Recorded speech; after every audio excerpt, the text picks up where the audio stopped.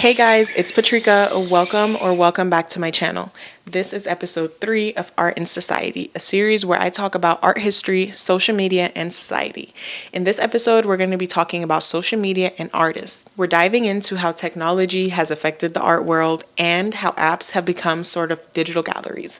To be clear, when I say artists, I'm talking about photographers, musicians, videographers, painters, sculptors, and everything in between. Depending on where you live, you may be surrounded by creative people and lots of art galleries and art-centered events.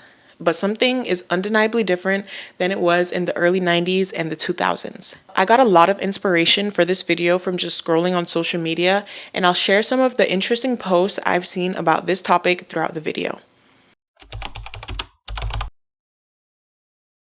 So what is the current art scene like? Social media is a large player in the art world now.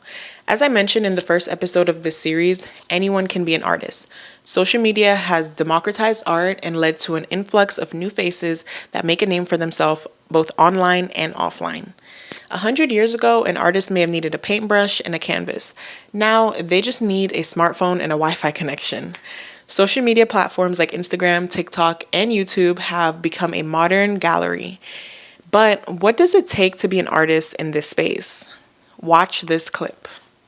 The old systems that we've been participating in, socially, economically, governmentally, but also pop culturally, are crumbling. And there has never been a better time to be an artist because you have so much creative control. You don't have to appease scumbags. You have the power to record a video in your bedroom and share it online. You have the power to make a song in your bedroom and post it online. The only thing getting in the way of you and actually pursuing your art is you. The more people that we have posting and sharing their stuff, the less of a hierarchy there is in the fields we're participating in. She echoes my point in the fact that anyone can be an artist and that now is as good a time as ever to start, especially with the shifting cultural landscape that we've been seeing in 2024 in music, film, and the art industries. The hierarchy and red tape that has been a part of the industry is being challenged as more people seek inclusivity and diversity. The art world has long been dominated by men and their views of the female form. I talked about this in episode 2 of this series about aesthetics. More companies and people want to make a difference by bringing recognition and worldwide visibility to artists from all backgrounds.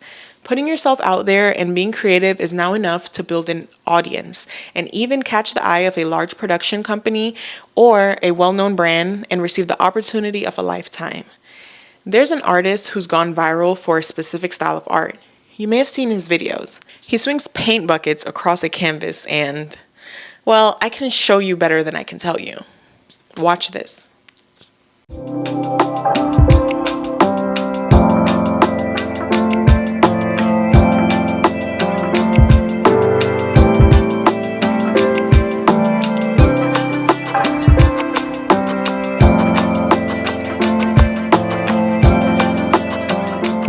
From what I saw on his website, his most expensive painting sold was Effusion for $56,000 and A Grossi for Adventure for $52,000. He's also sold countless paintings ranging in price from $700 to $15,000. His name is Charles Schwab. And he is a perfect example of the way social media has made it possible for more artists to find their version of success. And boy, has that been a challenging journey for artists online. For Charles, something that has fueled his success are the hate comments he gets. When someone leaves a negative comment or hate watches one of his videos, it boosts him in the algorithm. Rage baiting is a common way that creators keep their videos in the algorithm. And with social platforms being synonymous with inconsistent views and fluctuating income, can you really blame them for capitalizing on the fact that attention is currency? I talk about this more later in the video, so stay tuned.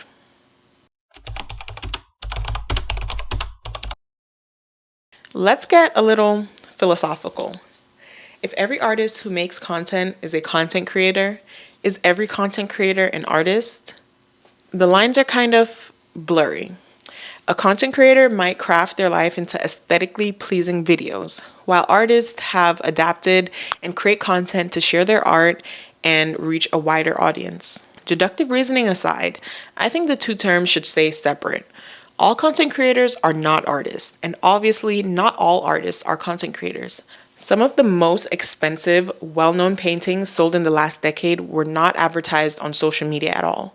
I'll give examples of these paintings in the next video.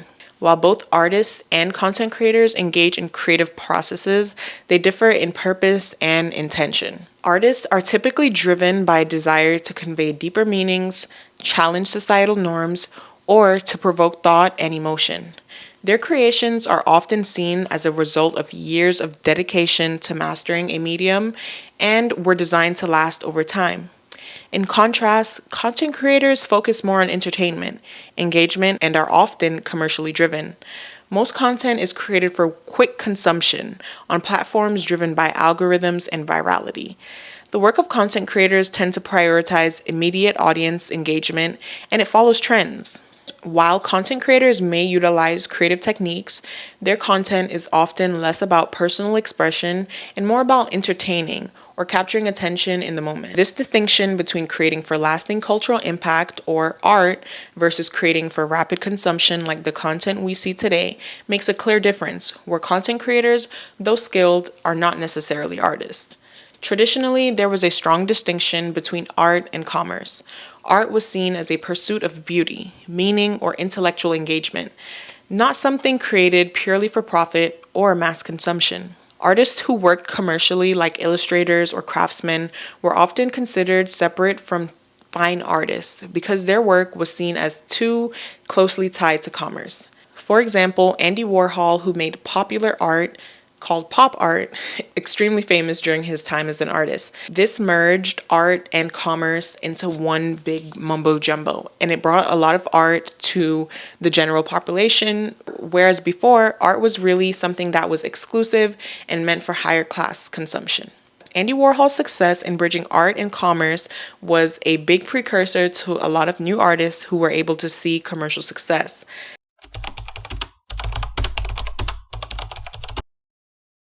Have you ever heard a song on social media and added it to your music library? Promoting music through video content is a way for music artists to reach millions of people across the world. To build an audience, music artists often become content creators as a means of reaching a new audience. At high levels, this requires hiring videographers, photographers, and directors to create music videos and album covers. In its simplest forms, it involves uploading clips of their music on apps like TikTok, allowing their listeners to interact with their music through dance challenges and viral sounds. A classically trained musician might post content to engage with a trend or a meme, blurring the line between artistry and entertainment. Many musicians have found great success through posting their music online and building a community. They build a loyal base of listeners who stream and buy albums and merch. In the past, musicians were told they needed the backing of a label to see commercial success and be marketed across the world. Today, artists are able to demand more from labels because they come with their own hype and fan base. Even less artists are choosing to be signed to a label. As a result of this phenomenon, we've seen record labels like Atlantic Records have mass layoffs in the last few months. They have been home to some of the biggest names in the music business, including Coldplay, Ed Sheeran, Burna Boy, Aretha Franklin, and more. But how did the music business get here? If you're a music listener and keep up with your favorite artists, I'm sure you've heard of the horror stories of music artists who were household names come out and say that they were broke at the height of their career, never seeing a dime of the money they generated for their labels. The music business. Business. Business is synonymous with commodification. Commodification is the process of assigning economic value to something that previously had no economic value, or something that is considered free, inalienable, or gifted. This brings me to my next topic, the mistreatment and underpayment of artists that have been normalized for decades. This is being undone in real time, with victims pointing fingers and the exploiters facing the blowback.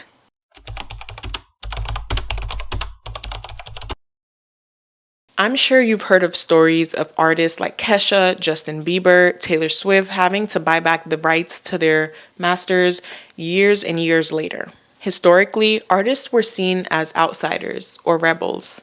In fact, being an artist wasn't necessarily accessible to everyone because you needed to be able to sell your art to survive.